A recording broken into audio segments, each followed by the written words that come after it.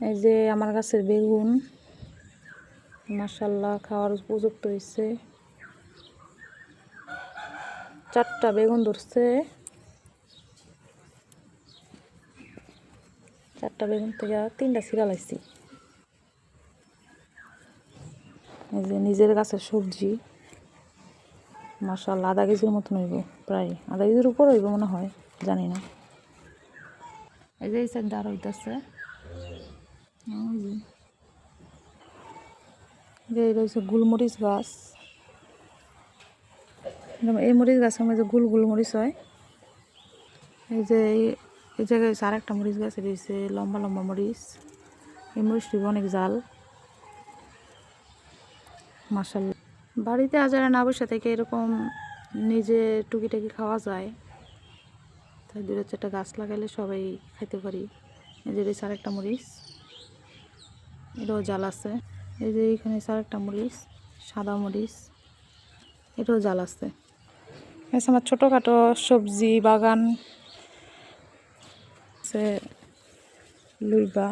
লুইবা বর্তমানে যা বাজি করা যায়, যাই হয় নিজের গাছ থেকে পায়রা পায়রা খাওয়া যায়। অনেকগুলো হয়েছে। এখানে লাগাইছি লাউ গাছ।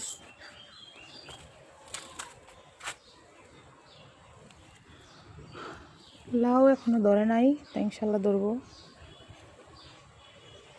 টুকিটাকি সবজি বাড়ির সামনে, এটা কিন্তু ক্ষেত না কোনো, বাড়ির সামনে আমি আর একটা মরিচ আছে, এই তো লম্বা মরিচ, এটাও জাল আছে। এখানে ফুল গাছ, আমার শখের ফুল গাছ হয়েছে শিউলি ফুল। এই ফুলের গন্ধ কিন্তু অনেক সুন্দর। শীত সিজনে এই ফুল গাছের মধ্যে ফুল ফুটে প্রচুর, ভাল লাগে, গন্ধটা খুবই সুন্দর। ঘরের সামনে লাগাই। বেগুনের মধ্যে ময়লা আছে, ধুয়ে নেই ঘরে একবারে। সবজি বাগান, আমার সবজি বাগানটা কীরকম হয়েছে কমেন্ট করে বলবেন।